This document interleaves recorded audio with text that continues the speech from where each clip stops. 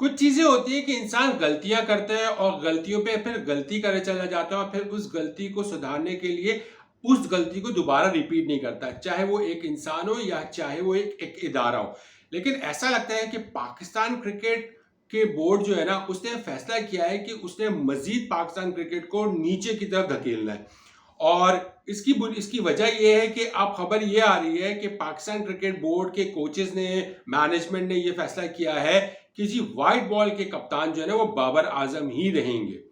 अगर ये खबर सच है तो पाकिस्तान क्रिकेट बोर्ड जो है ना पाकिस्तान क्रिकेट को मजीद जो है ना कैसे कहते हैं ना जमीन में घुसेड़ने जा रहा है। उसकी वजह ये है कि जब आपने एक बार देखा कि एक बंदा एक बार नाकाम हुआ एज अ कैप्टन, फिर दूसरी बार एज अ कैप्टन, फिर आपने उसको रिप्लेस किया, फिर आप उसको लेकर आए, फिर वो नाकाम हुआ, फिर अब अगर अब आप उसको फिर कंटिन्यू करना चाहते हो तो फिर इसमें अच्छा वजह क्या है? वजह यह है कि उससे कप्तानी हो नहीं रही है। उसकी कप्तानी से ज्यादा फिक्र हमें किस चीज की है? उसकी इंडिविजुअल परफॉर्मेंस की।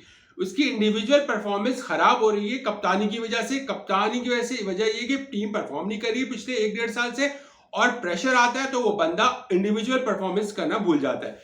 और जब बड़ी टीम के खिलाफ मैच होता है तो उसके हाथ पैर फूल जाते हैं। इवन अब तो बांग्लादेश के खिलाफ भी बाबर आजम के हाथ पैर फूले हुए नजर आते हैं।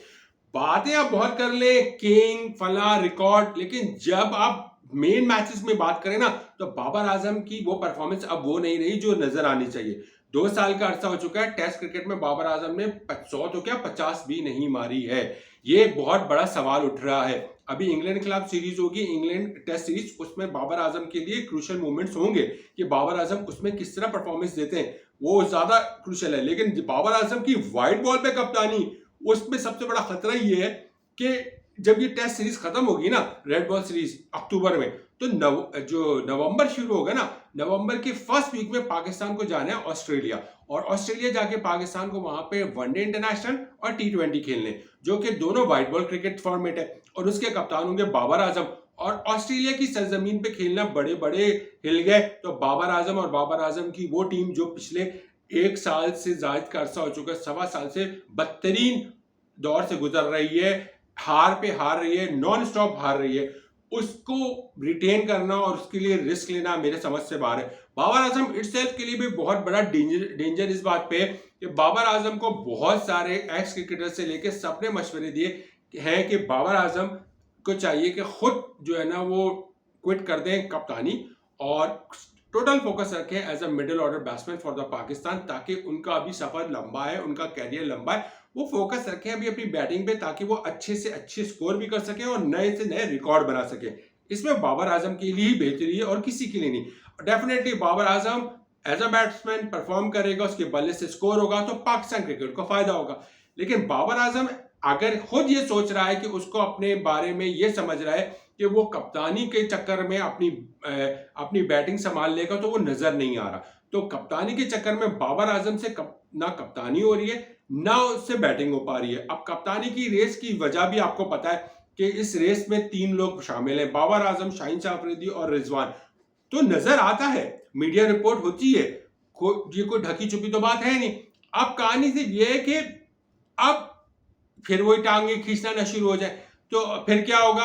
अभी पीसीबी ने जो फैसला किया है कि जी रेड बॉल को तो समझ आता है कि यार शान मसूद को अभी टाइम दो, क्योंकि वो तो कभी भी इस साजिश और इस रेस का हिस्सा था नहीं, उसको तो पीसीबी ने खुद बनाया था। आपने जाहिर उसको कंटिन्यू रखना है, क्योंकि अभी आप किसी और को बनाओगे तो एक नया रेड बॉल में भी तमाशा शुरू हो जाएगा। अब कहानी ये है कि अब जो व्हाइट बॉल में बाबर आजम रिटेन रहेंगे, क्योंकि वर्ल्ड कप में जो T20 में जो बदतरीन कारकर्दगी थी उसके बाद बाबर आजम रिटेन रहते हैं और ऑस्ट्रेलिया जाते हैं, और वहां पे भी पाकिस्तान का बदतरीन हाल होता है। तो what next for Babar Azam? फिर बाबर आजम के लिए क्या होगा? तो ये बात सोचने की जरूरत है। आइदर बाबर आजम ये बात क्लियर कर लें कि भैया ये बहुत टफेस्ट टूर है, क्योंकि उसके बाद जिम्बाब्वे का टूर है, जिम्बाब्वे तो पाकिस्तान आराम से मार देगा, तो वो काउंटेबल होगा नहीं, ठीक है। उसके बाद पाकिस्तान जाएगा साउथ अफ्रीका खेलने के लिए, वहां पे पाकिस्तान टेस्ट सीरीज भी है, T20 सीरीज भी है, वनडे सीरीज भी है। साउथ अफ्रीका की सरजमीन पे भी खेलना आसान नहीं है, लेकिन साउथ अफ्रीका को पाकिस्तान ये नहीं कह सकता कि स्ट्रॉन्ग इजी पाकिस्तान में हरा नहीं सकता है। लेकिन हाँ, ऑस्ट्रेलिया की जो इस वक्त करंट टीम है उसको T20 या वनडे हराना इतना आसान, टेस्ट मैच तो बहुत दूर की बात है। अभी आप टेस्ट मैच पिछले ही साल दिसंबर में 3-0 से हार के आए। तो ये फिर नवंबर आ जाएगा, आप जा रहे हो वहां पे, आप अपने आप को रिस्क में डाल रहे हो, ये रिस्क बहुत खतरनाक होगा। पाकिस्तान क्रिकेट बोर्ड भी क्या सोच के बाबर आजम को कप्तान बना रहा है। आप पहले भी लोगों ने मशवरे दिए कि इन 3 को हटा के किसी एक को ऐसा कप्तान बनाया जाए ताकि वो आगे बेशक हारे लेकिन एक टीम अपने आप अपने बलबूते पे खड़ी होनी शुरू हो जाए। फिर ये जो साजिशी गेम चला आ रहा है कि एक बॉलर कहता है कि मुझे कप्तान बनना है, एक कीपर कहता है कि नहीं उसको कप्तान बनना चाहिए, बोलता नहीं है कोई, नजर आ रहा होता है। और बाबर तो खैर नजर ही आ रहे हैं।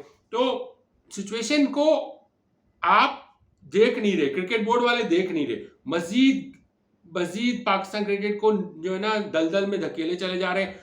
और हम जैसे फैंस का दिल दुख रहा है। उसकी वजह यह है कि यार आपको याद होगा लास्ट पाकिस्तान कब जीता था, मुझे बता दें कौन सी ऐसी कोई बड़ी सीरीज जीता था पाकिस्तान लास्ट। अगस्त 2023 एशिया कप जब से शुरू हुआ है उस वक्त से लेकर आज हम कहाँ खड़े हैं आपको भी पता है। सितंबर भी एंड हो रहा है, सितंबर 2024, 1 साल यानी कि 13 महीने से जायद का अरसा हो चुका है और पाकिस्तान लगातार 13 महीने से नॉन स्टॉप हारता चला आ रहा है।